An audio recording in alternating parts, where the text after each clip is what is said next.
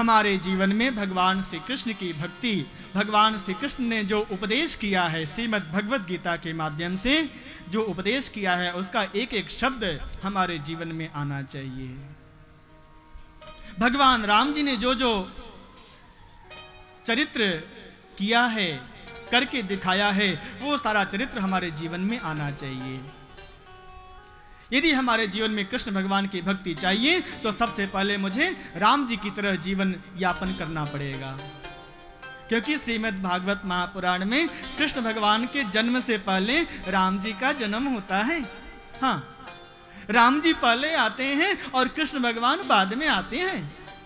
अर्थात जब हमारे जीवन में राम जी जैसा स्वभाव होगा, राम जी जैसी मर्यादा होगी, सीता जी जैसा हमारा जीवन होगा। एक सासू माँ कैसी होनी चाहिए? कौशल्या अम्बा जैसी। बहू कैसी होनी चाहिए? सीता जी की तरह होना चाहिए। देवर कैसा होना चाहिए? लखन लाल की तरह होना चाहिए, भरत जी की तरह होना चाहिए। भाई कैसा होना चाहिए? भरत जैसा भाई होना चाहिए, लक्ष्मण जैसा भाई होना चाहिए। पिता कैसा होना चाहिए? दशरथ जी जैसा पिता होना चाहिए।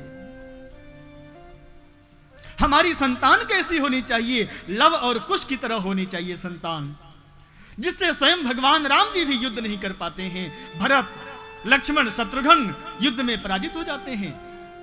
ऐसा प्रतापी संतान हमारे जीवन में होना चाहिए। आजकल हमारी संतान कैसी होती है? सोचो, जन्म लिया नहीं बेटे ने, संतान ने, उसको वो टीका लगवाते हैं ना, कहीं इसका पैर न मुड़ जाए, हाथ न मुड़ जाए। क्यों भाई? इसका मतलब जिस मां की कोख से संतान ने जन्म लिया है, वह मां बहुत कमजोर है। यदि मां सजग होगी, सबल होगी, तो कभी उसके संतान को टीका की आवश्यकता नहीं पड़ती है। इसका मतलब हमारा जीवन राम जी जैसा, सीता जी जैसा नहीं है। लव कुश किसके पुत्र हैं? सीता राम जी के पुत्र हैं। लव कुश जैसी संतान यदि चाहिए तो हमारा जीवन कैसा होना चाहिए? सीता जी की तरह, राम जी की तरह होना चाहिए। प्यारे,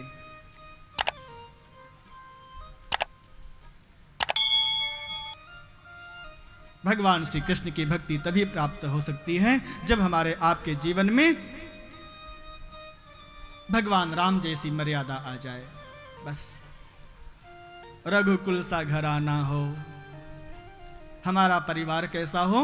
रघुकुल जैसा हो, राम जी जैसा भाई हो, कौशल्या जैसी अम्बा हो,